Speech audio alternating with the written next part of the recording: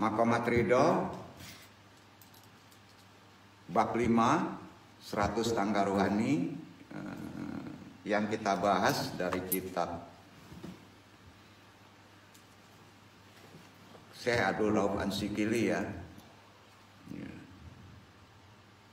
Kategori tentu sudah tahu terkait amal, tasawuf, tarekat ya. Assalamualaikum warahmatullahi wabarakatuh. Ini perlu catatannya karena jangkauan pemikiran kita kan nggak secerdas anak-anak ya, sudah beda. Jadi dicatat aja yang poin-poinnya karena terkait nanti di amalan, karena amalan kita itu harus melalui mana dulu tangganya kan. Naik tangga kan nggak bisa bab 10, mesti dari 2, 3 ya. Jadi tolong yang baru hadir dibaca yang ke belakang karena ini terkait juga dengan kehidupan kita. Masa kita beragama kayak begini aja ya. Salam udah tadi ya, udah kan? Jazakumullah khairan katsira. Bismillahirrahmanirrahim. Alhamdulillahirrahman. Allamal Qur'an khalaqal insan alamahul bayan. Asyhadu an la ilaha illallah wahdahu la syarikalahu al-manan. Wa asyhadu anna Muhammadan abduhu wa rasuluhu la nabiyya ba'da. Usohibul mujatihi wa bayan. Allahumma sholli wa sallim wa barik manhu hiya Qur'an. Sayyidina wa maulana Muhammadinil ladzi kana kulluhu Qur'an. Wa ala alihi wa sahbihi ladzi tamasyaku Qur'an. Allahumma innaka afuwun tuhibbul afwa wa'fu anna manna ya karim. Amma ba'du. Ilahi anta maksudi waridloka matlubi atini mahabataka wa ma'rifataka. Astaghfirullahal ghafurur rahim. Astaghfirullahal ghafurur rahim. Astaghfirullahal ghafurur rahim. Jahar la ilaha illallah. Tengah la ilaha illallah. Kanan la ilaha illallah. La ilaha illallah Muhammadur Rasulullah. Sebelum taim berdoa kita, taklim kita, berdoa kita luruskan niat ridha Allah. Rabbi sholli shodri wa yassir amri wa hlul 'uqdatam min lisani ya qauli ya Allah. Mudah-mudahan dan taklim dan yang ditaklimi semua yang hadir maupun yang tidak hadir diridhoi Allah dan dimudahkan segala urusan dalam menjalani sisa-sisa kehidupan ini. Amin amin ya robbal alamin. Syahadatul kuroma para alim wabil khusus ikhwan jamaah YMAA yang andung taklimi, dan kita minta doakan dan sama-sama kita muliakan guru kita dan laman dahului kita khususan ilaruhi al-muqarram nasab ilmu Sohibul Wafa Tajul Arifin Aba Anom Suralaya, jo para wakil talkinnya wabil khusus Syekh Burhanuddin Tuan Kuhulakan. Tidak lupa jo jajarannya guru-gurunya Syekh Abdul Rauf Al-Sikili. Al-Fatihah. A'udzubillahi minasyaitonir rajim. Bismillahirrahmanirrahim. Alhamdulillahirabbil alamin. Ar-Rahmanir-Rahim. Maliki yaumiddin. Iyyaka na'budu wa iyyaka nasta'in. Ihdinas siratal mustaqim. Siratal ladzina an'amta 'alaihim ghairil maghdubi 'alaihim waladdallin. Wajali wajiram min ahli Robbana taibana wa baina qaumina biaki wa anta khairul fatikin. Syahadatul masyayikh khusus jamaah dan sebagian mengikuti secara offline ya, dan sebagian lagi online ya. Yang online yang banyak ya. Ya. Seluruhnya muslimin muslimat dimanapun berdoa, rahimakumullah. Ya. Dirahmati Allah semuanya. Kita dasari awal kaji supaya paham iktibar maknanya. Kalau antum hidup di penjara, ya, susah, banyak masalah, penjara, pasti terpasung kebebasan kita kan. Merdeka. Kita kan kaji merdeka sekarang Pak ya. Bentar lagi 17 kan. Betul kan? Perjalanan rohani sampai titik merdeka loh. Itu udah luar biasa. Jadi kalau terpasung kebebasan kita dalam konsep kejiwaan, repot nggak hidup Pak? Repot. Ya. Ia tidak dapat memperoleh sesuatu yang inginkan dan memenuhi hasratnya kecuali hanya sedikit sekali. Itu di penjara atau terpenjara. Ya. Di penjara sama terpenjara beda. Kalau di penjara fisik ya masuk bui. Kalau terpenjara walaupun bebas banyak yang terpenjara. Ia harus menyantap makanan yang keras, tidur di atas alas tidur yang keras, diperlakukan dengan perlakuan yang kasar, dan memakai pakaian yang kasar, semuanya nggak nyaman. Ya, itu bisa dalam titik kejiwaan dan titik rohani, walaupun kita nggak begitu kan. Ya, pakaian bisa disalahin, yang lain bisa disalahin. Ya, kalau terpasung atau terpenjara, ya, maka jangan dicintai bener badan sama dunia bro.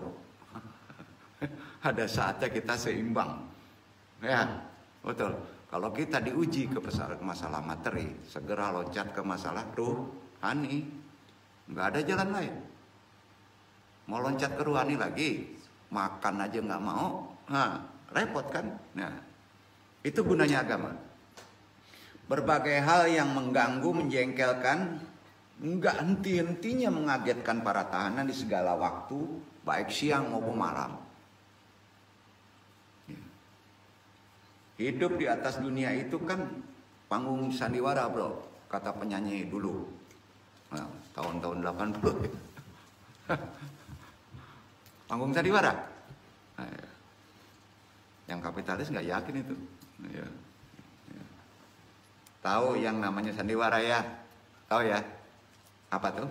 Sandiwaranya menentukan bagi kehidupan yang bukan sandiwara. Setuju?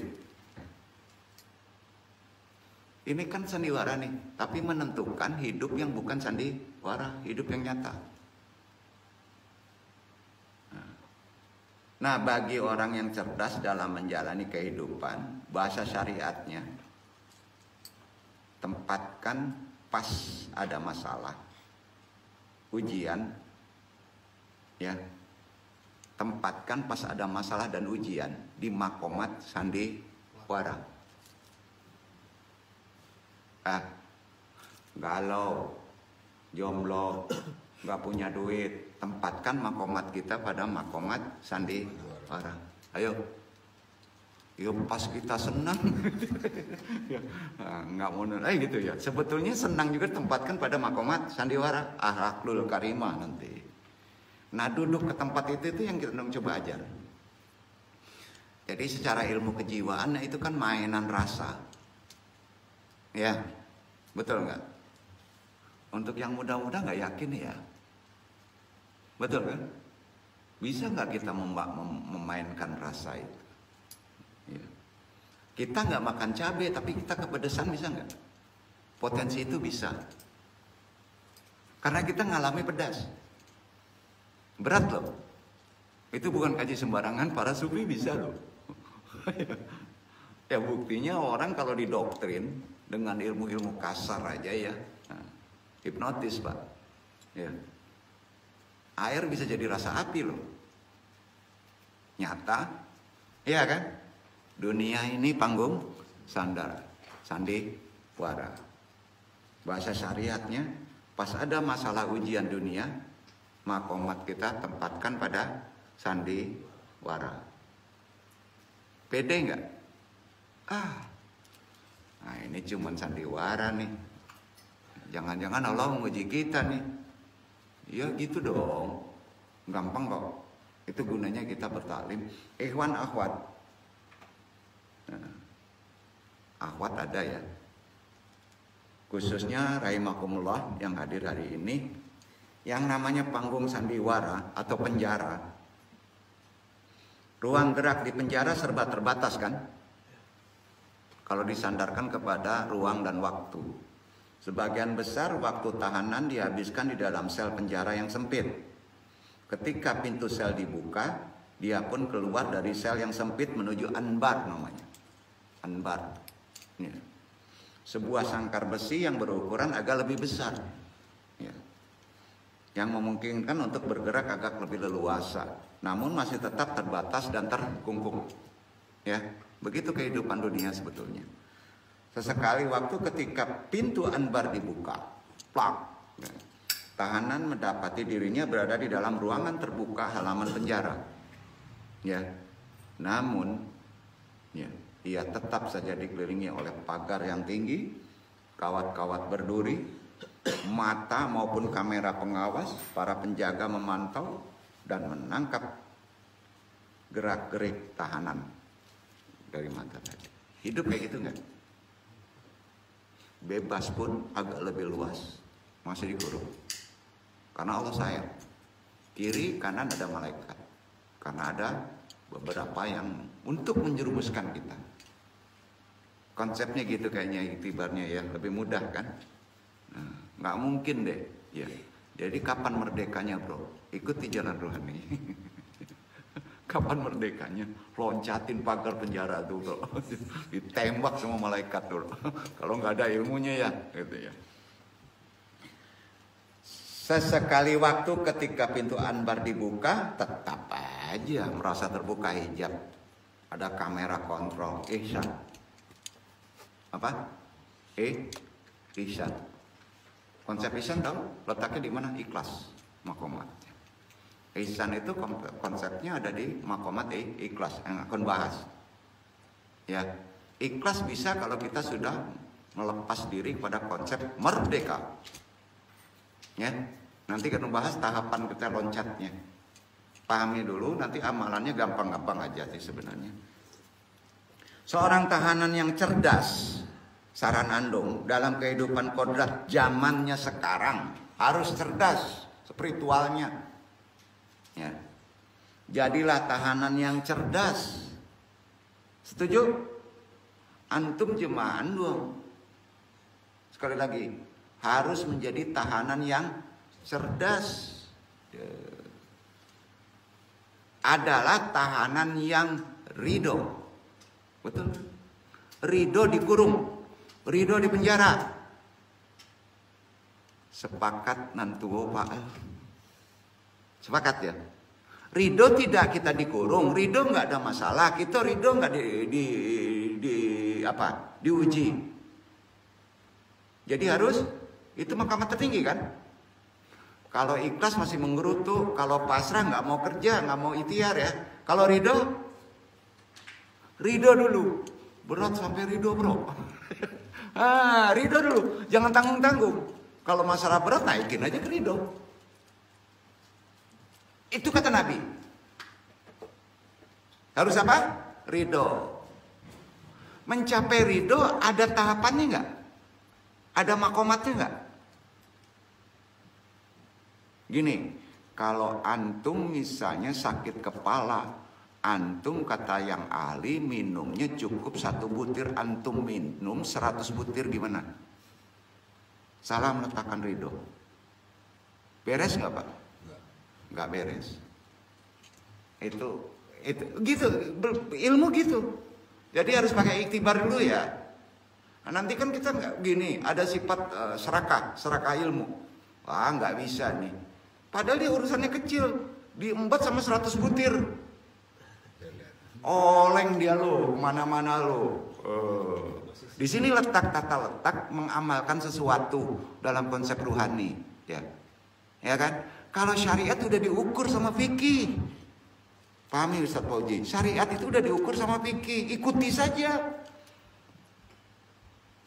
Jadi mau ngikut ngukuran fikih saja, ya kita naikin dan persoalan ke rohani. Ya. Nah, ini udah masuk pemahaman hikmah. Ya.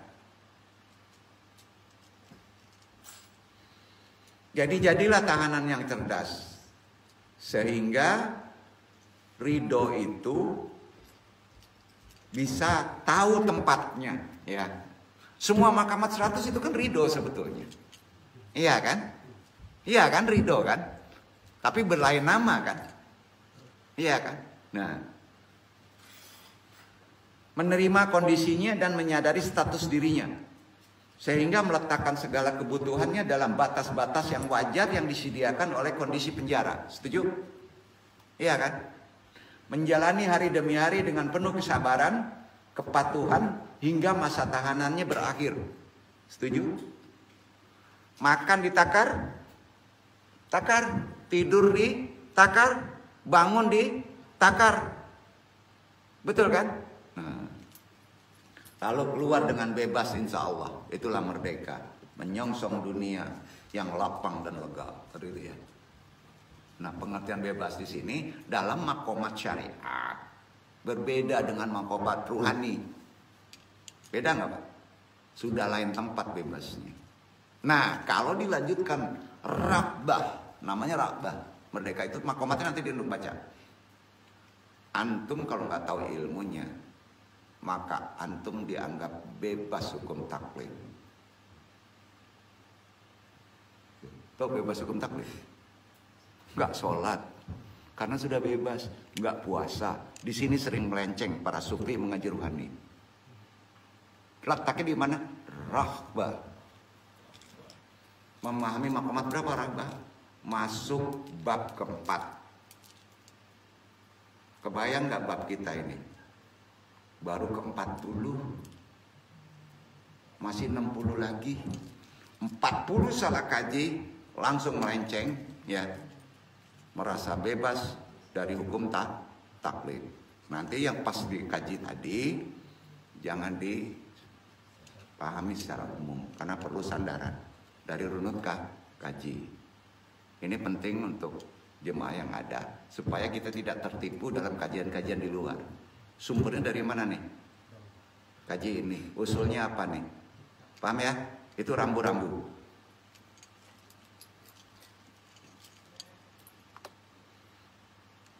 Dalam sebuah kabar, langsung ke kaji, bahwasanya Nabi Musa alaihissalam memohon kepada Allah. Bismillahirrahmanirrahim. Permohonan Nabi Musa, silakan catat.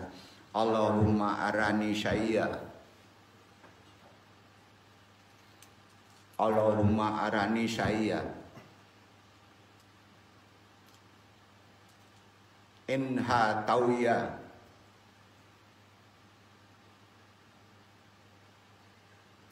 Allah ruduikin.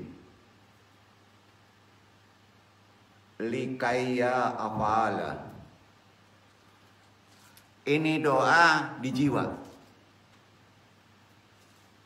Di jiwa.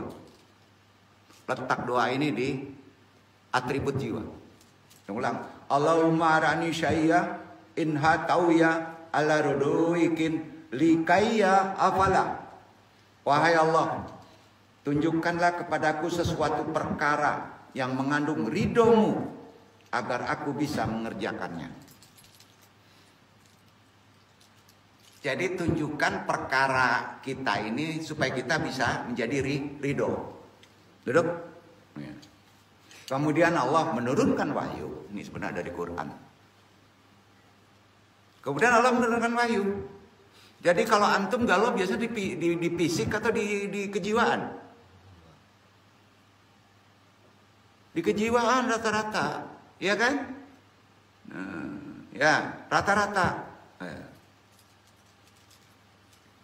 Kemudian Allah menurunkan wahyu kepada Musa alaihissalam. Haqqan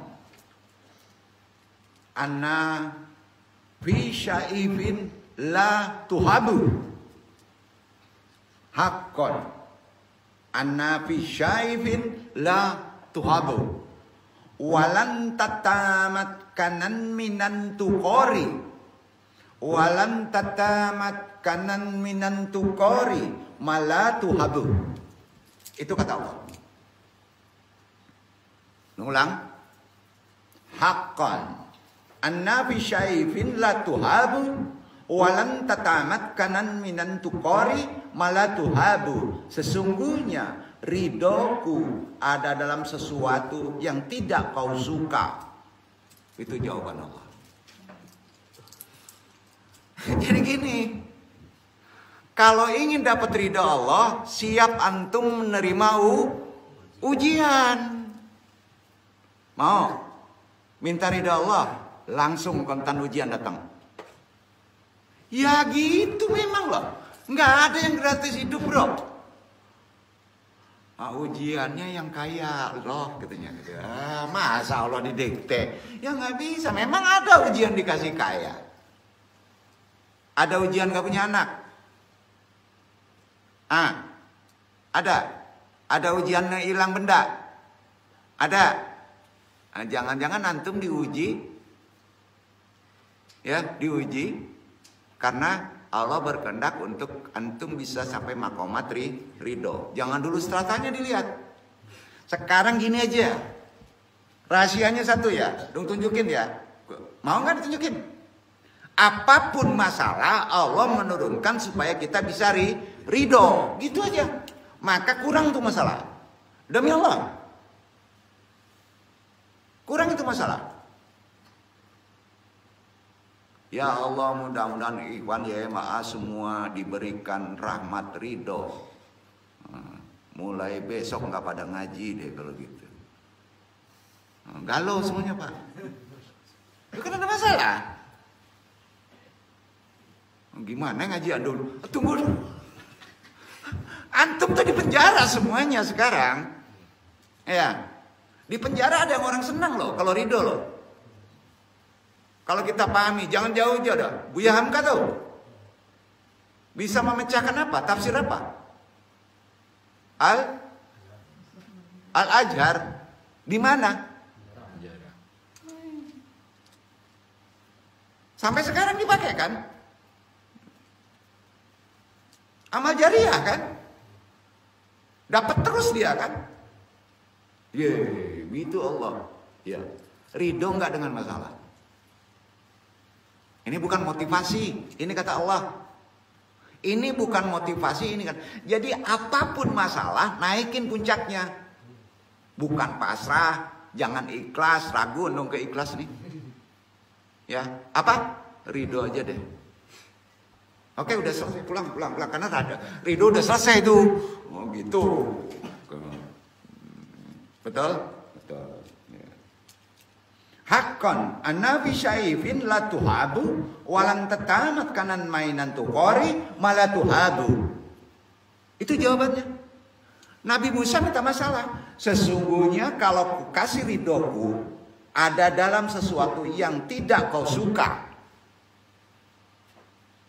Yang apapun yang tidak suka kan masalah. Ya, di situ ada ridho Allah. Betul kan? Jadi masalah itu harus dipahami, di situ masuknya ridho Allah. Ini Quran. Nah, ini andung nyinyinya mesti tegas itu. Karena apa? Pas kita sudah makan hamburger, tertutup pemahaman tadi. Lupa.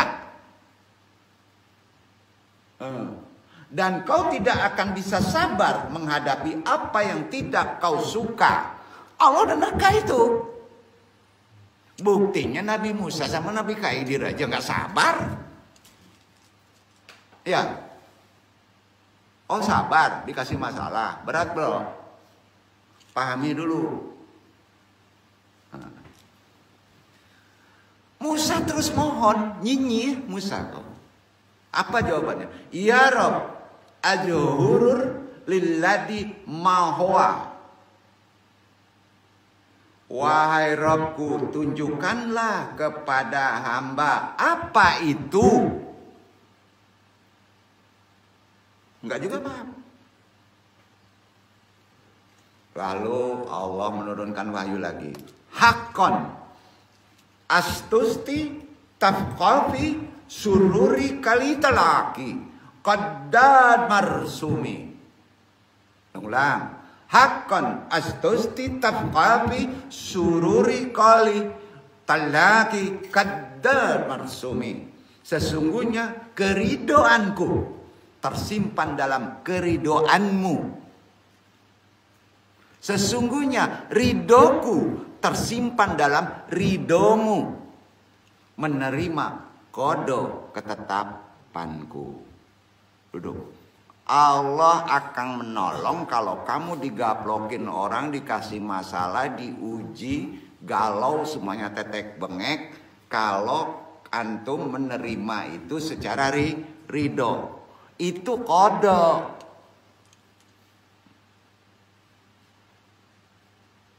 Udah selesai kaji. Puncak kaji kan? Iya kan? Kerasa nggak nih? Udah saya ridho nih. Kan ada yang ngomong, udah saya ngikutin nih. Itu firman ridho. Tapi nggak bisa juga ridho. Ada yang tertutup itu. Manusia itu bandel. Ada yang tertutup. Itu gunanya ngaji. Itu metode ngaji yang disebut dedetkeun. Tahu? Kenceng gitu. Harus sabar Pak kalau jadi tarbiyah Pak. Paksa. Bukan talqin ya, paksa. Pemahamannya paksa terus. Nah. Ahmad bin Abi Al-Hawari.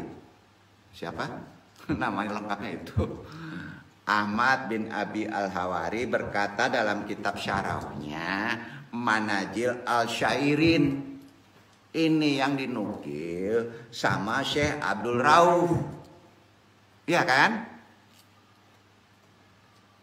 Sama kita tahu Ahmad bin Abi Al-Harawi, lengkapnya ya, sama kita tahu beliau adalah jajaran gurunya salah satu Syekh Abdul Rauf Al-Sinkili. Dialah pengarang Abdul Rauf Al-Sinkili kitab Tanbih Al-Masih. Kalau gurunya mengarangnya Manajil Al-Syairin. Jadi kitab Tanbih Al-Masih itu ngambil nukil dari kitab referensi Al-Syairin. Kenapa diambil yang atas? Karena referensinya dari sana. Dan kenapa buat kitab baru? Bukan menyaingi. Karena kondisinya berbeda, kultur, tempat, waktu. Paham nggak?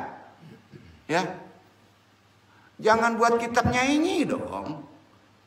Budaya beda, kultur beda, waktu beda. Maka syarahnya pun harus tidak boleh mengikuti syarah yang disebut yang di atas. Kalau Quran ada bahasa manasak, tahu? Duduk ya. Nah tuh, gitu. Pada pinter nih. Jadi niat Pak Uji kalau buat buku karena sesuai dengan kondisi sekarang, gitu. Ya. Jadi pakai bulat-bulat buku lama juga nggak boleh. Ya nggak boleh. Cuman aja referensi. Ya, yang kekal tuh apa sih? Al-Quran. Maka pas diambil apa referensi Al-Quran, bingung orangnya. Nggak bisa ngomong sebenarnya kan. Tapi nggak dibuat orang kan. Kenapa? Nggak berani orang.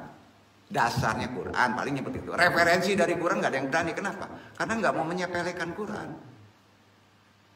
Quran itu begitu mukjizatnya, disembunyikan, dirahasiakan, dimuliakan, disandingkan dengan pikiran saja orang nggak agak gampang. Kalau ulama dulu begitu.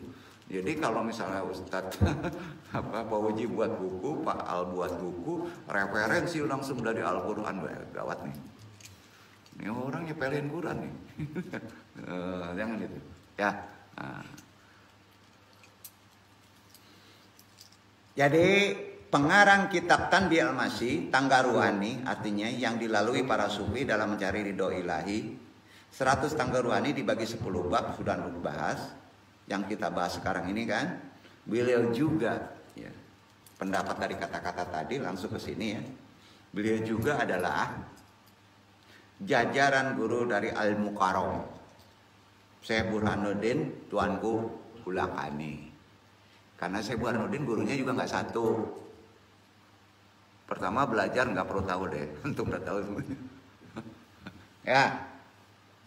Ya direferensikan ke Abdul Rauf. Ya, Yang mengarang buku apa? Tuanku Burhanuddin. Ngarang buku apa? Orang Piaman mana? Kitab Tanbih, Kaji Tubuh, Selawat Dulang. Apa? Saya Burhanuddin? Kaji Tubuh, Selawat Dulang. Itu mensyarah dari mana? Kitab Tanbih Al-Masih.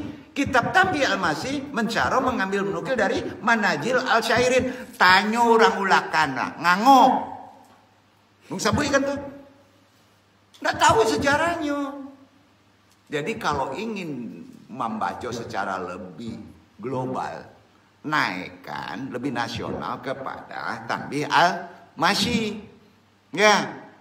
Kalau ingin naikkan secara lebih tinggi ke alam semesta, naikkan lagi Manajil Al-Syairin.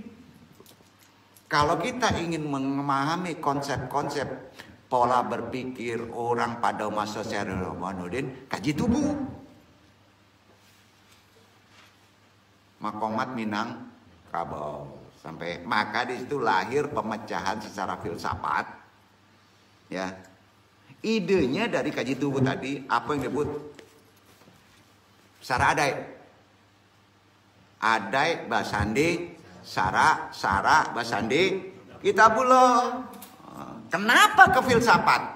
Karena orang Minang suku berpikir. Duduk. Gitu. Duduk ya, jadi runutnya yang satu ya. Adai Basiri Sadak, sumber referensi awalnya apa? Kaji Tubuh Sholawat Dulang. Kaji Tubuh Sholawat Dulang, sumber referensinya apa? Kitab Tanbih Al-Masih. Kitab Tanbih Al-Masih sumber A-nya Manajil Al-Syairin. Masing-masing runut nasab guru, bukan nasab juriyat. Nasab guru, bukan nasab juriyat. Paham itu? Nah, ini jangan dikaitkan dengan torekot. Jadi ini jangan dikaitkan, ini keilmuan, jangan dikaitkan dengan torekot. Torekot, amalan, metode, itu jatuhnya kepada orang-orang yang diberi rahmat Allah, ditentukan jalan ruhaninya, tahu nggak? Beda. Sholawat dulang ya sholawat dulang, itu kaji keilmuan. Torekot ya torekot. Jangan disamain, oh ini pokoknya kalau sudah sholawat dulang ini torekotnya setaria. Tidak mutlak. Buktinya apa? Di Aceh torekotnya hampir sama, sataria. Tapi sholawatnya apa? Syaman. Baru nggak sama. Kalau di sini, barang dapur itu toko-toko, brak itu apa? Iya kan? Nggak sama. Iktibarnya apa? Jangan banyak makan, beko parui makan, jangan banyak makan. Itu maknanya. Kalau di Aceh, kadado apa? Tahu kadado? Baga, hilangkan baga, nekat. Ada makna harfiah simbol. Duduknya kira-kira di pemahamannya ya. Semua dilakukan itu gerak, ucapan, barang mengandung makna yang sangat dalam. Ya, kalau memang satar yang penemunya di selawat dulang, dari atas sudah selawat dulang dong. Betul kan? Nah itu. Jadi harus tahu posisinya di mana, letaknya di mana. Maka secara adab spiritual, adab ruhani, jangan gunakan mainan selawat dulang di negeri lain, di luar pagar. Nah, tiap satu syarah atau suatu ilmu yang ditemukan pada kultur daerah aja berbatas dengan garis daerah, kekuatan metafisiknya. Ini nggak akan terusin. Ya, cuman pemahamannya. Makanya kalau sakit parui ya, sakit parui di Cie Pasaman, UB-nya harus keluar pasaman. Setuju nak? Itu metafisiknya. Nah, kalau saya hijrah dari situ, salamu di situ, angku kan harimau, harimau pasaman. Kamu kaji kok? Kamu kaji? Nah, lanjut. Karena terkait jajaran guru tadi ya. Jadi keridoanku itu tersimpan dalam keridoan menerima kodok ketetapan Allah. Kemudian Ahmad bin Al-Hawari dalam kitabnya berkata juga, beliau juga adalah jajaran guru daripada Syekh Abdul Rauf. Syekh Abdul Rauf jajaran guru, ada Syekh Burhanuddin menciptakan kitab-kitab manazil. Sudah itu menciptakan amalan-amalan kedaerahan mengikuti satu tarikan torekot setor. Sampai ya.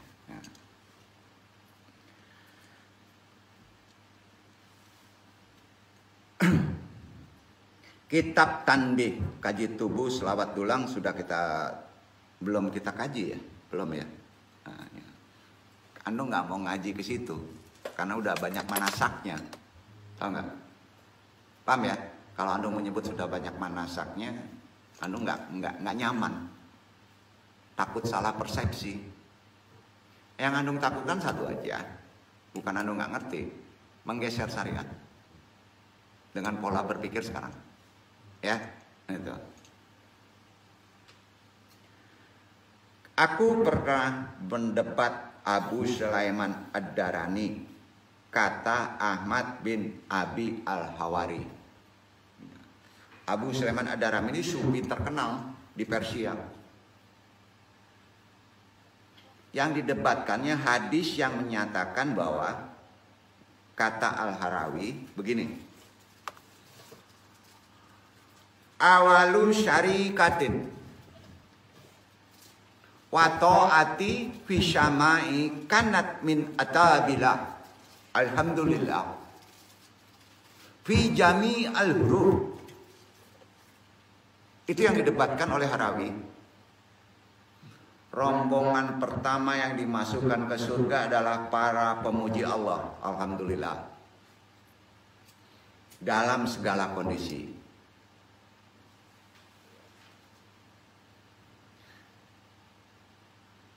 Itu poin dari runut kaji tadi. Poin dari runut kaji. Ya. Sekarang baru kita memasuki bab 3. Kita kan baru masuk bab 3 nih. Bab 1, bab 2 kan udah. Al-Mu'amalat, 10 interaksi ruhani, perjalanan sufi meraih ridho ilahi. Yang 1, 2 udah kan? Kemarin kan? Tapi 1, 2 itu sengaja istidlal dalilnya Andung belum baca. Sengaja. Semua amalan-amalan perjalanan ruhani berdasarkan dalil Quran. Nanti itu supaya kita balik lagi tanajul. Gitu maksudnya.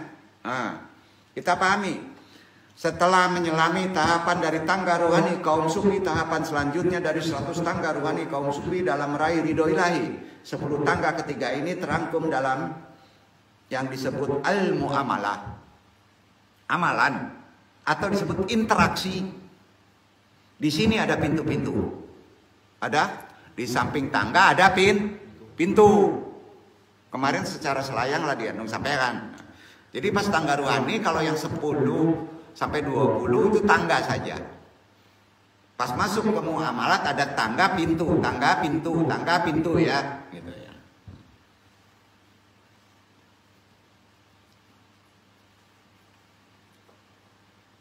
Pintu dan tangga dalam manjilah al-mu'amalat ya. Kalau dirunut sebagai berikut. 1, catat ya kemarin walaupun udah dicatat supaya jangan lupa. Al-rahbah artinya khawatir. 2, al-muraqabah. Tangga kedua berarti tangga ke-22 itu.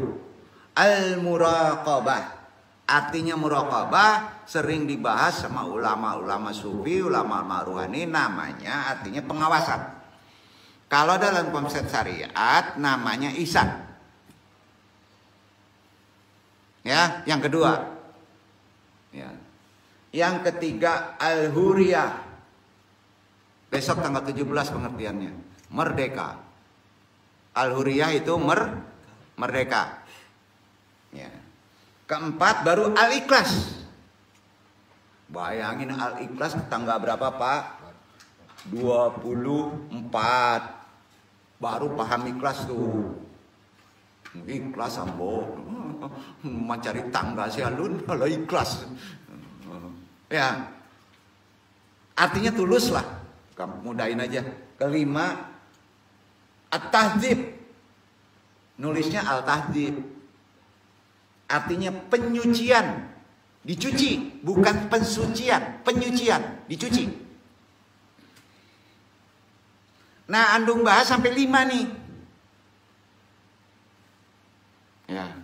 Karena kredit, Pak. Kalau like-nya sudah 1000, kredit nanti. Ya kan? Waktu. Sampai ke 5. Iya, gitu. Keenam, tulis saja. Al-istiqomah. Baru masuk istiqomah. Tahu arti istiqomah? Orang menyebutnya teguh. Ya, hati-hati jangan salahnya ya. Teguh dia melakukan runut aturan gitu ya. Pagi, sore, yang tepat waktu itu istiqomah dalam ibadah. Teguh, kokoh. Ketujuh al-tawakul, tawakal, baru tawakal. Karena tawakal ini penting dalam proses masalah kehidupan ujian, maka Andung kaji. Tapi konsep kaji kemarin masih golongan syariat, duduk nggak? Belum ke perkara yang lebih wah gitu ya. Itu keberapa tawakal? 7, ke-8 tafwid.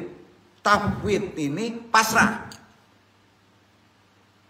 Itu tangga pintunya ada. Al-tafwid ini artinya pasrah. 9, al-siqah, yakin. Ya. Ke-10 terakhir dari tangga bab al-mu'amalat adalah at-taslim. Banyak nama taslim. Al-taslim tulisannya artinya tunduk. Patuh, bukan taklid. Jadi runutnya gitu.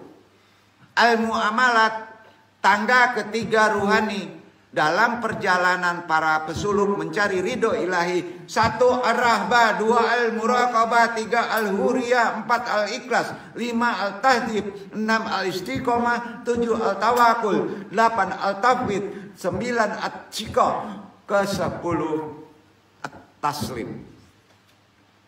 Tangganya gitu. Kalau masalah di sini harus segera loncat ke sini. Masalah ini harus loncat sini. Masalah ini loncat sini. Masalah semua ada amalan, semua ada bacaan.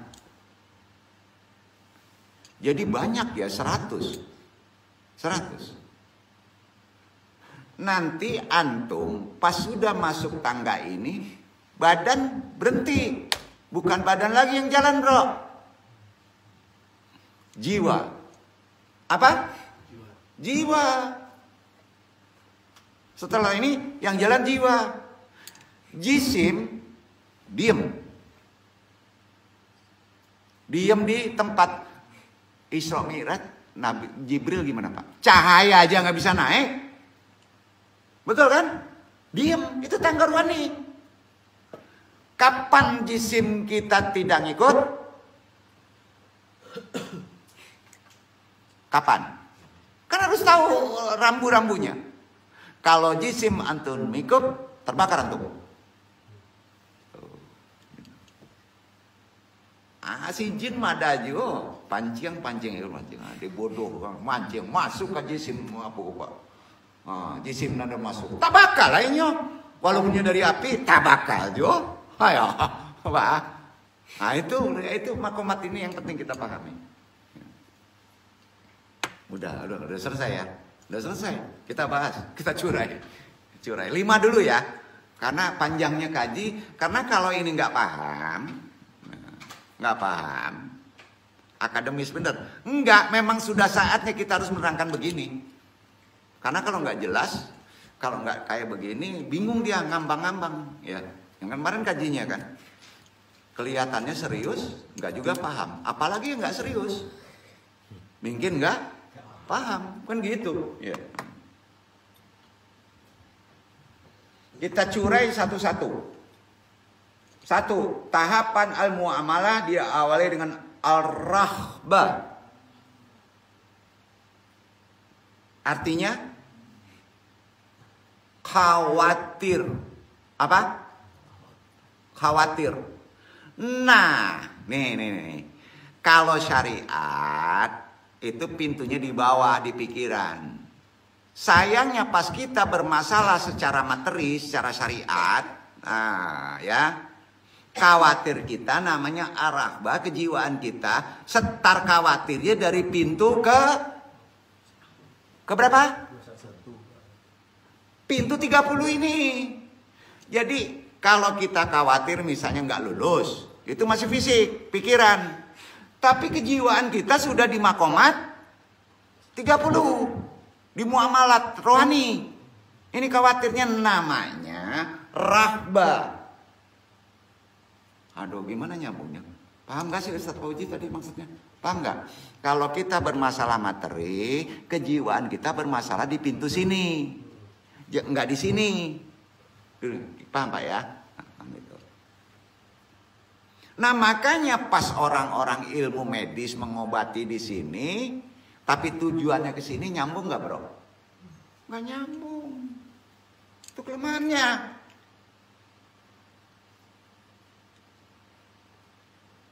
Agak mulai susah ya. Ya. Agak mulai susah kan nih?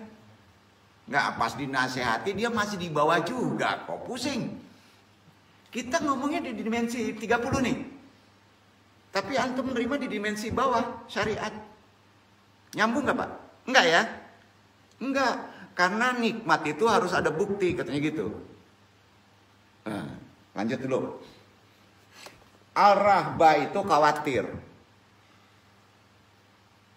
Ini pintu jiwa yang lu bicarakan, bukan jisim, bukan rasam. Ya.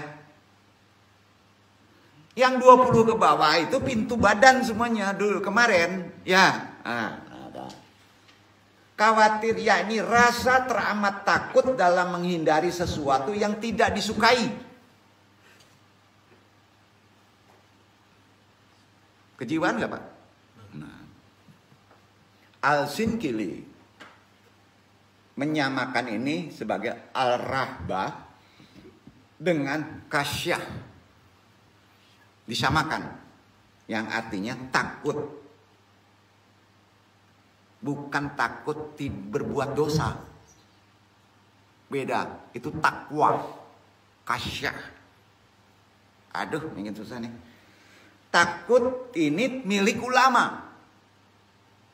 Kalau antum takut takwa, ya, biasanya takut masalahnya nggak selesai, maka dia sholat. Itu takwa. Itu milik awam. Tapi kalau ulama takutnya sudah dirahbah. Artinya di kasyah. Duduk ya. Itu letaknya. Karena sudah di jiwa. Ya. Maka takut badan gak dipikirin. Takut pikiran gak dipikirin. Di jiwa yang ditakutkan. Namanya al-kasyah. Al-Quran menyebutnya gitu. Sama dengan itu. Kalau takut kita di al-kasyah letaknya, kita tidak menyebabkan lari dari kenyataan. Enggak. Tidak lari, tapi mendekat kepada keadilannya. Solusinya gitu. Allah yang maha adil, satu asma mendekat. Tuh, maka ada yang disebut kitab rapalan yang tepat secara ruhani. Allah maha adil apa sih? Kesana yang digempur. Takut kejiwaan. Takut kejiwaan. Sayangnya orang sekarang nggak mau menerima bahwa antum takutnya di kejiwaan sebetulnya. Banyak zikir Allah maha adil. Itu paling penting. Jadi rahbah bisa diartikan, turunin dulu bahasanya ya. Tadi agak susah. Rasa takut yang ditimbulkan oleh adanya ancaman yang menakutkan. Gitu. Nah, anehnya kalau di jiwa ancaman ini belum tentu. Tapi kalau dibentuk seolah-olah jadi. Hati-hati ada kalimat doa. Karena antum memohon, jangan besarkan masalah, tapi besarkan yang membuat masalah. Jadi kalau zikir, takut nggak lulus, takut nggak lulus, takut nggak lulus. Mungkin banyak tuh takut nggak lulusnya. Allah maha besar, Allah maha besar, Allah maha besar. Robah, maka kalah dia. Nah, gitu perjalanan doanya. Rasa takut ini berkaitan dengan apa? Perbuatan. Rahbah itu berkaitan dengan dalam syariat terkait dengan amalan rahbah ini artinya harap. Kalau syariat mengamalkannya namanya konsepnya harap. Ya, ada 3 di syariat. Amalan takut begitu secara kejiwaan, stres, galau, ya susah, itu rahbah, khusyuk. 3 tuh amalannya. Di syariat konsepnya ada 3. Itu fikih. Ya. Khusyuk itu kan merendahkan diri terhadap kebesaran Allah dengan pasrah kepada ketentuannya, bersifat kauniyah. Khusyuk itu sifatnya kauniyah. Kauniyah atau kauniyah, Pak? Khusyuk itu sifatnya kauniyah adalah bersifat sebab akibat. Antum bisa khusyuk kalau sebabnya antum sudah tidak ngantuk. Kan bahasan sebab akibat. Itu rendah, bro. Berarti masih dalam konsep asbab. Aduh, susah. Masukkan nih, pahaman dong nih ya. Khusyuk antum nggak bisa khusyuk, kenapa? Begadang ambo gitu. Itu konsep khusyuk asbab, betul kan? Bukan itu maksudnya. Ya, bukan. Kalau yang baik khusyuk tidak bisa karena antum banyak gue doso. Beda lagi kan? Itu agak lebih mending. Terkait perbuatan sebelumnya. Bisa disandarkan sebab akibat nggak? Kadang-kadang orang nggak mau nerima. Oh, sebab akibatnya dia memang begadang malam. Pas sholat dia ngantuk. Itu nggak bisa khusyuk. Betul nggak, Pak? Tapi diandarkan dosa, apa hubungannya? Bisa kayak gitu. Banyak kan yang nerima kayak gitu. 3 perkara rahbah. Yang Andung bahas rahbah dengan khusyuk. Ini bukan Andung yang ngomong. Ini bukan Syekh Abdul Rauf yang ngomong. Bukan gurunya pula. Allah yang ngomong. Jadi kalau antum galau dalam konsep Quran, ulang-ulang baca ini. Al-Quran Al-Anbiya ayat 90. 0. Materi 0. 90. Pakai aja itu. 90. Tapi ada materinya. Apa materinya? Kalau nanya ke guru, pakaian guru, topi, tasbih. Kalau untuk antum, nih air, baca. Itu nggak perlu ruqyah, baca. Apa ayatnya? Al-Anbiya 90. Tanpa wasilah. Karena ini Quran. Tawujkan diri, bersihkan diri, langsung rewel Al-Quran. Baca, insya Allah Al-Anbiya, galau semua. Itulah letak daripada awal muamalat di tahap ruhani. Langsung amalan dulu, baca dulu. Nah ini boleh dipraktekkan oleh ibu-ibu, bapak-bapak. Kalau misalnya jauh, nggak pandai mentarbiyahkan terhadap anak, baca doanya itu tadi. Anak ini galau terus, ini susah benar nih, nggak selesai-selesai, kerjaan banyak, nangis. kasih pakai ayat itu. Ya, insya Allah, ya. Karena antum tidak berani bermain-main dengan Al-Quran ya. Kalau tidak ada bukti, tolong kita.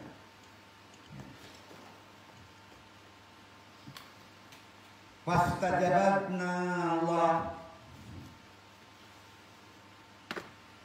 A'udzu billahi minasyaitonir rajim. Bismillahirrahmanirrahim.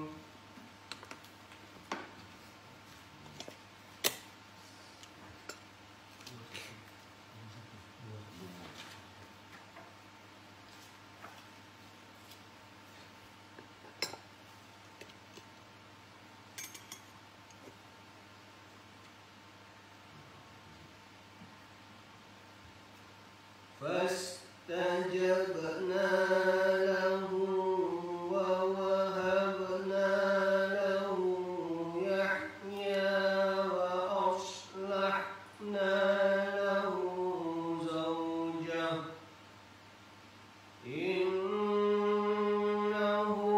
كانوا يسارعون في الخيرات ويدعوننا رغبا ورهبا وكانوا لنا خاشعين.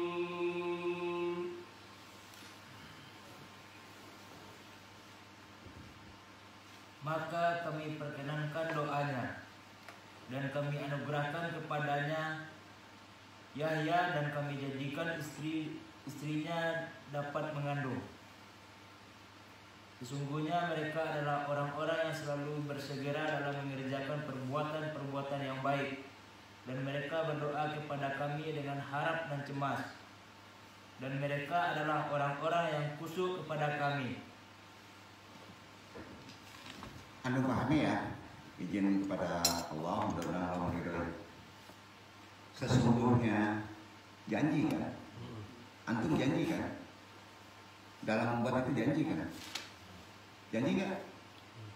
Sesungguhnya mereka adalah orang-orang yang selalu bersegera dalam mengerjakan perbuatan-perbuatan baik, harus buat baik. Janji gitu, sama siapa? Sama Allah. Hasanah udah tahu deh, buat baik, kurangi dosa. Jangan panjang angan-angan, dosa besar Pak. Jangan dengerin orang, husnuzon baik, betul kan? Kurang itu, nggak mampu ini rupiah sendiri nggak mampu. Nah, sudah itu, dan mereka berdoa kepada kami dengan rahbah, harap. Rahbah artinya harap.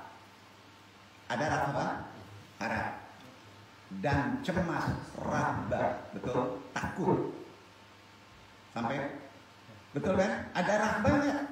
Ada. Nah kalau di sana rahaban, betul kan? Nah sudah itu, dan mereka adalah orang-orang yang bisa khusyuk, kepada kami, kepada Allah. Cespring nggak air itu? Dengan 3 amalan makomat ruhani tadi.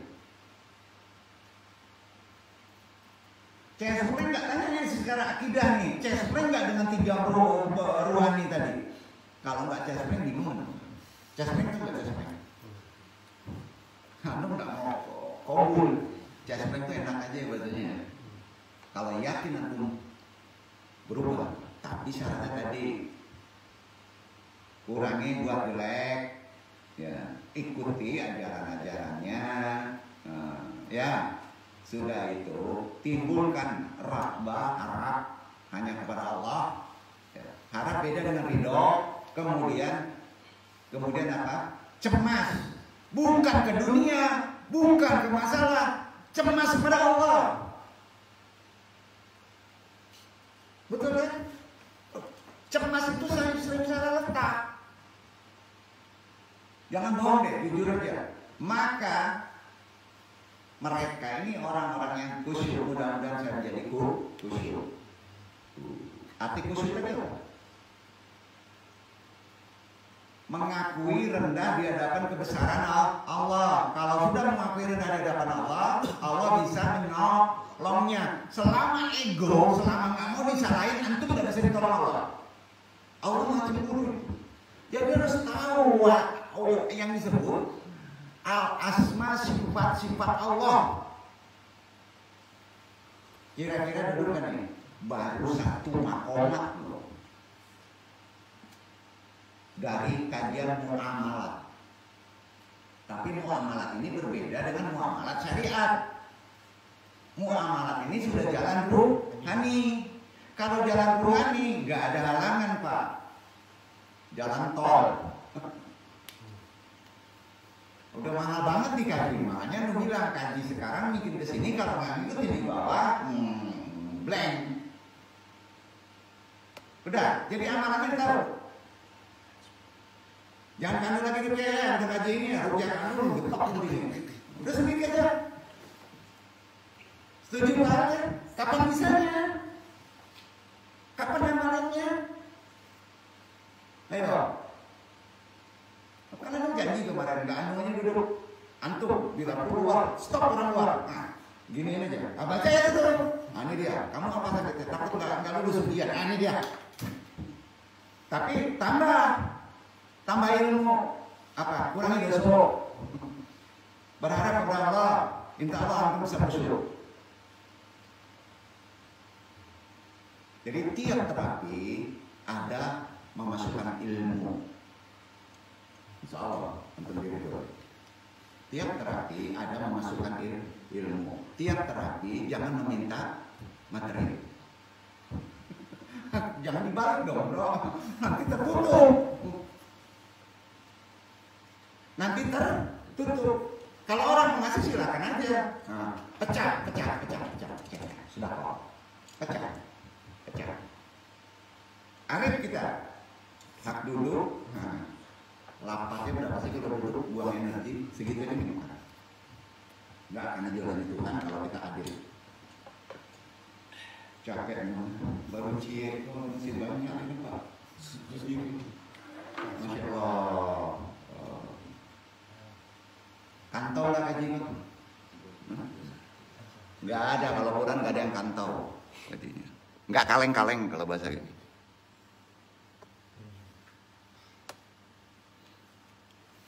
Udah, Al-Quran ayatnya 9 apa? Dicuci dengan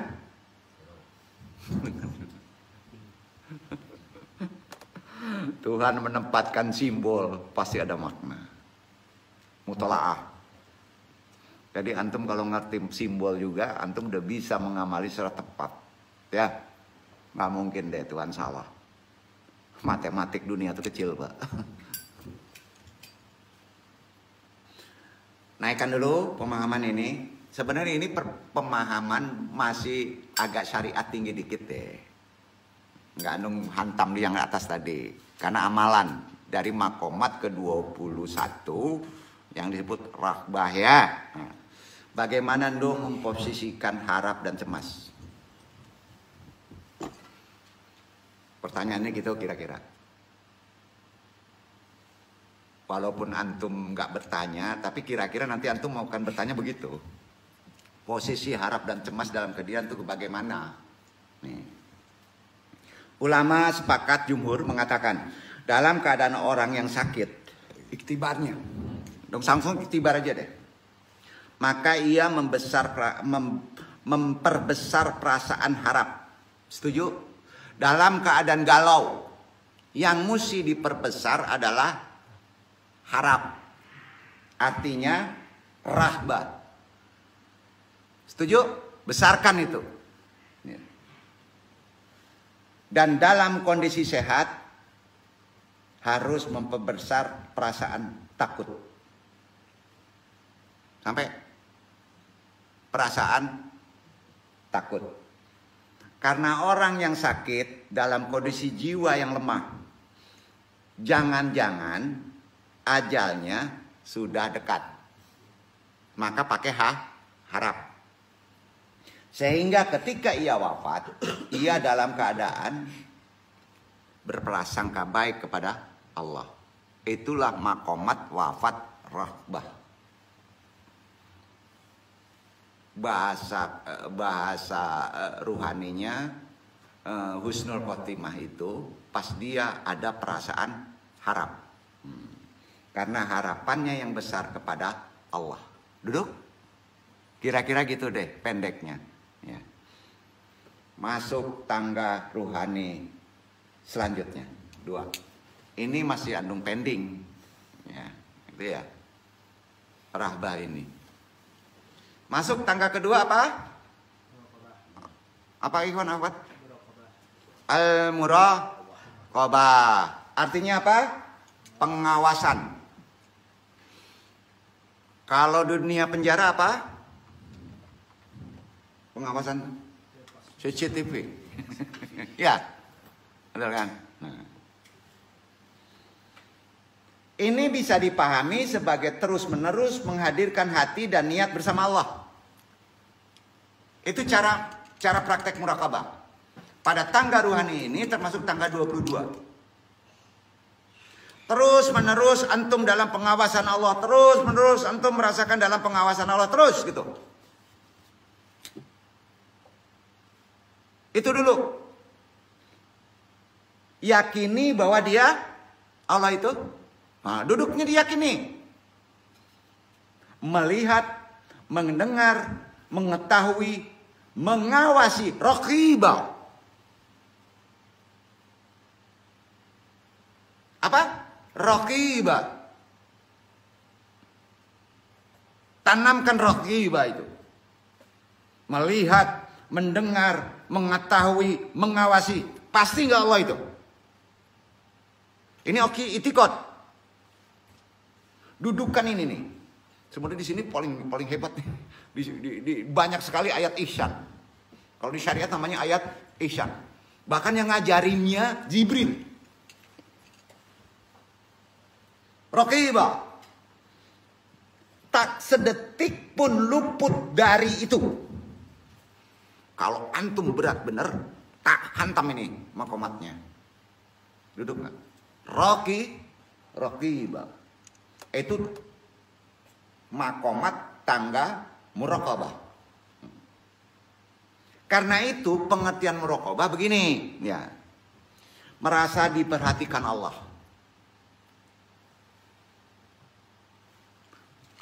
Kok bisa ya dia cuek dengan agama ya? Cuek dengan fikih, berani berbuat dosa. Ya, kok bisa ya? Kalau duduk sudah di muraqabah nggak mungkin lah ya. Ya. Karena antum kan diperhatikan Allah. Kejiwaan tuh. Inilah sikap mental kesadaran diri bahwa ia selalu dilihat, diawasi, raqibah oleh Allah. Tinggi mana yang tadi? Ya. Naik lagi kan? Muraqabah. Jauhi larangannya. Syariat tuh. Secara harfiah, muraqabah, harfiahnya nih ya, muraqabah. Berarti kegiatan saling mengawasi. Paham nggak? Enggak, Allah aja yang ngawasin kita. Kita juga melihat Allah. Nah itu. Tapi kan nggak bisa pakai indrawi. Kerjanya mana tuh bro? Kerjanya indrawi, fisik, pikiran, jiwa. Maka levelnya terletak pada muamalat ruhani. Level berapa? 22 tangga dan pintu.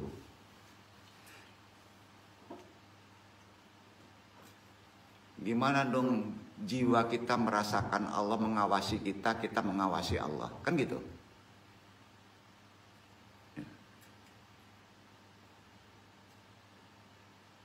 Sikap mental ini dalam syariat disebut kesadaran dengan cara syaratnya selalu menaati perintah Allah, menjauhi larangannya. Itu syariat bahasanya. Balik lagi. Ya. Tapi sanggup nggak dengan ajaran syariat itu antum berubah? Kalau tidak levelnya dinaikkan ke itikad. Banyak juga yang menggagalkannya. Dengan kesadaran seperti tadi, seorang hamba melaksanakan perintahnya, menjauhi larangannya, pasti deh. Faktanya memang Allah melihat. Kalau jemaah andung yang datang sini tidak merasakan Allah tidak melihat, pulang. Lu ngusir. Pulang. Setuju nggak Ustadz Fauji? Ustadz Fauji sendiri ahli agama, kalau nggak merasakan Allah melihat, pulang dong usir. Ayo, gimana? Jangan sekali-kali diperdebatkan itu. Masalah asma wa sifat. Itikad kita gitu Pak. Kita harus mendudukkan hukum begitu. Kondisi sekarang harus.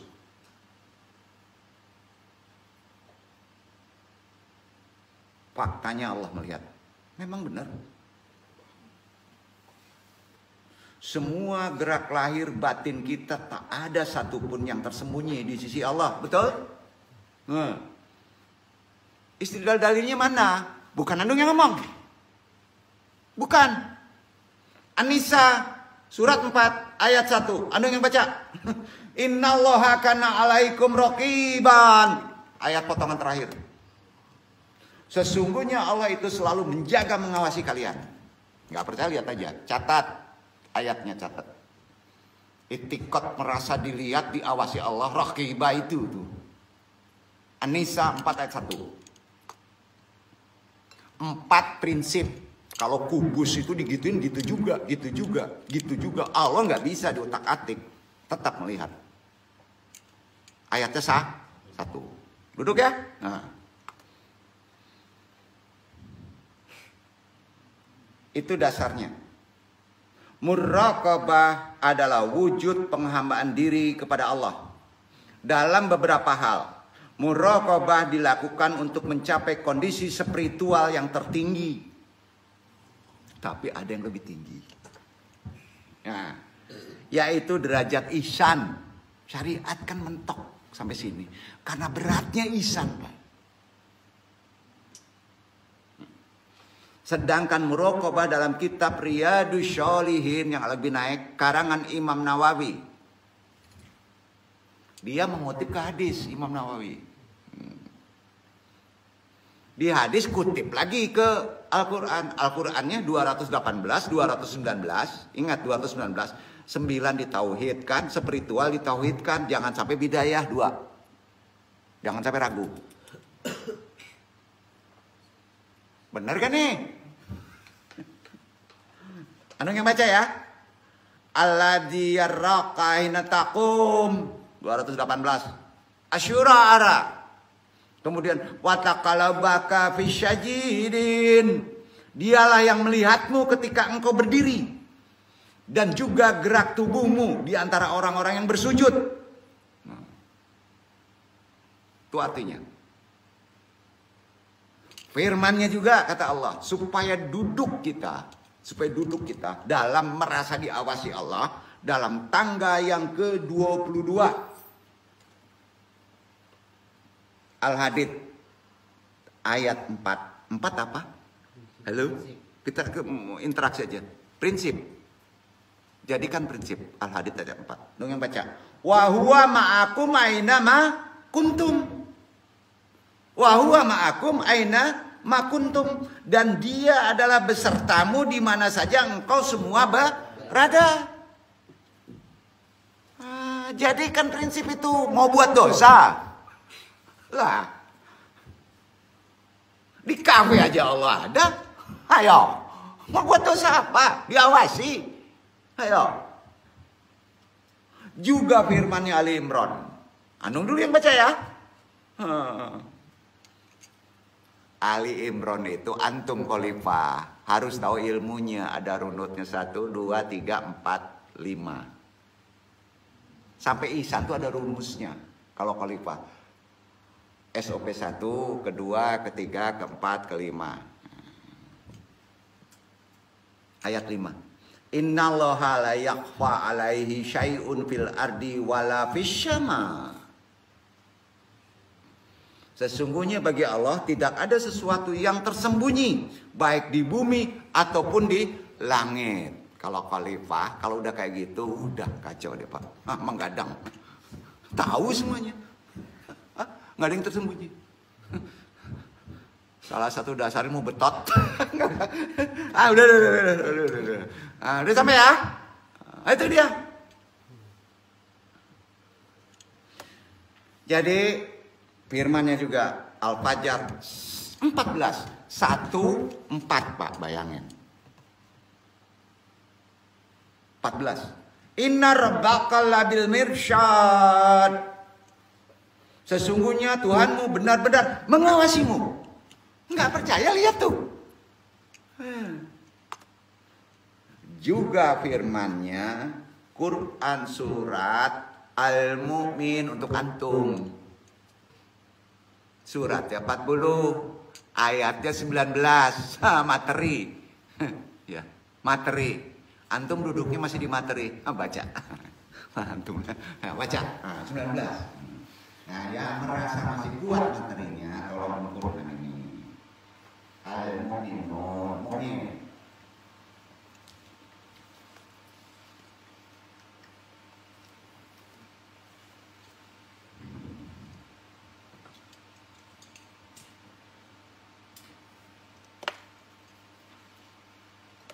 يعلم خائنة الأعين وما تخفي الصدور.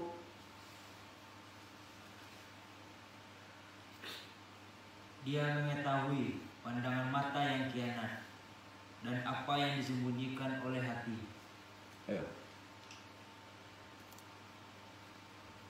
Jadi mukmin jaga mata kamu, jangan khianat. Hati kamu lurusnya. Sampai berat tuh, berat. Jujur. Ya. Masalah itu apa persoalannya? Ya. Ke hadis kan.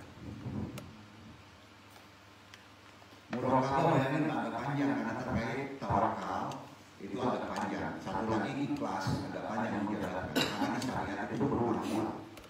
Nah ini kalau nggak duduk di mahkamah Tuhan ini kita jadi aneh amalannya. Duduk apa? Di hadis antara lain terkait pengertian ihsan. Mau ihsan paham? Hadis riwayat Muslim, Tirmidzi, Abu Daud, An-Nasai terkait malaikat Jibril. Anta abdullah haqqa anaqatra fa in lam takun tarahu wa innahu yarak. Hendaknya engkau menyembah kepada Allah seakan-akan engkau melihatnya. Ya. Dan jika engkau tidak dapat melihatnya, kalau antum nggak bisa melihatnya memang kayak gitu. Maka sesungguhnya dia itu melihat engkau. Itu mukmin awal.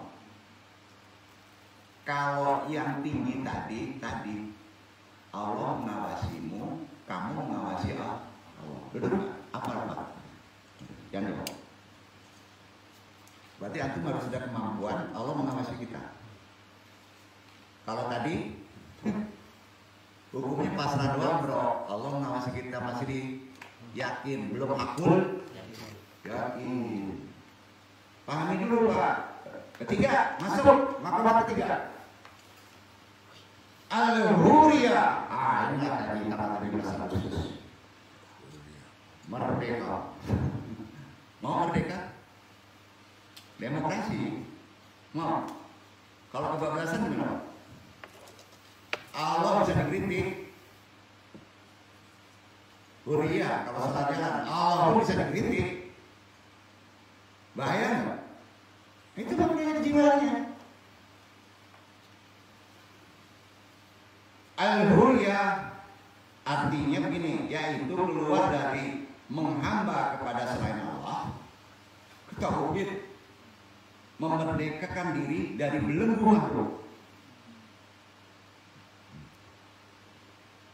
dan hanya tunduk kepada Allah. Ini bukan berarti seorang hamba tidak memiliki harta duniawi. Jangan larikan ke jurut. Terpenting tidak menjadi budaknya, tahu nggak? Ya kan? Nah, yang dalam Manazil Asyairin ini digempur kuat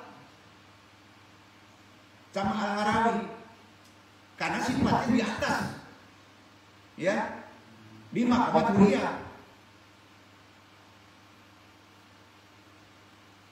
Beliau menyebutkan al-huriyah yaitu menjaga dan mengagungkan larangan Allah, mengagungkan bukan karena takut. Hati-hati, jangan terbalik. Diingat larangan Allah itu, diagungkan pengertiannya ditakuti, dan itu akan terjadi. Tidak terkait dan tidak boleh karena ingin pamer. Bukan karena ingin pamer kesolehan. Kemerdekaan dalam pandangan kaum ruhani yang benar itu memiliki makna beda. Sebentar lagi negara kita merayakan kemerdekaan 17 Agustus, merdeka.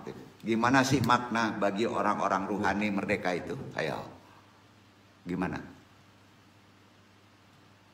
Jangan samakan merdeka orang syariat beda.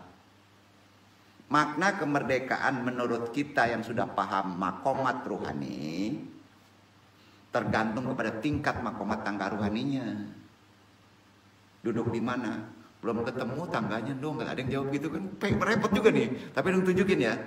Terkait dengan itu yang dilalui seorang hamba. Jadi kebebasan selalu dimulai dengan konsep apa? Merdeka kan bebas, Pak. Konsepnya apa? Hamba, abdi. Konsepnya pasti ke hamba. Berikut dengan semua atribut kehambaannya. Atribut kehambaannya itu kalau bahasa Quran Ma'rifat namanya al-ubudiyah.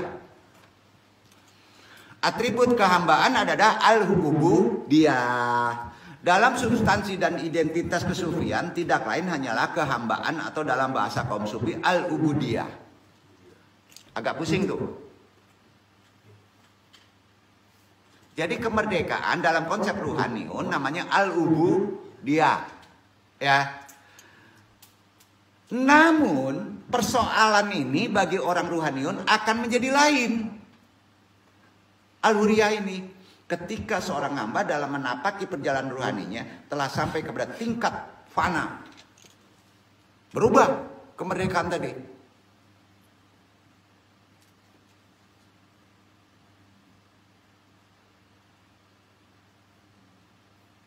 Sampai di sini kaum sufi menjadi lain.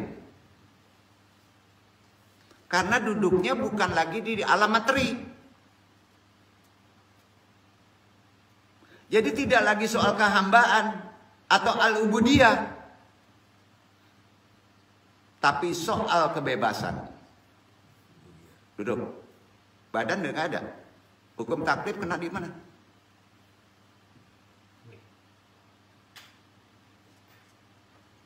Hukum taklif kenanya di mana?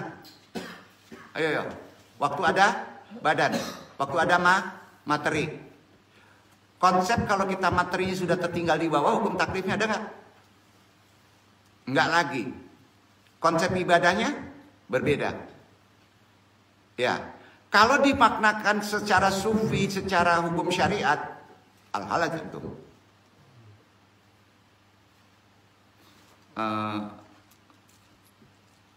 Ustaz Fauziyah, paham? Paham nggak?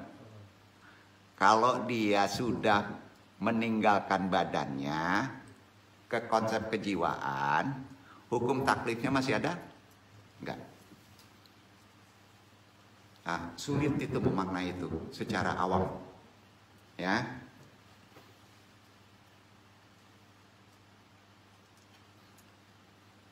Jadi hakikat kebebasan kata Al-Qushairi dalam risalahnya. Yang lain nih, jangan kesini dulu. Qushairi kan tahu terletak pada kesempurnaan kebebasan. Namanya Fi Kamal Al-Hurayyah. Ada kitab itu. Nah, secara lebih jauh Al-Qushairi mengutip pandangan Al-Halaj. Tahu Al-Halaj? Namanya Al-Husain bin Mansur. Menjelaskan jika telah melewati tingkatan-tingkatan kehambaan, ya, naik ke tingkatan yang lebih tinggi, masuk kejiwaan, cahaya bahasanya, makomat al-ubudiyah maksudnya, secara keseluruhan seorang hamba akan terbebas dari beban kehambaan.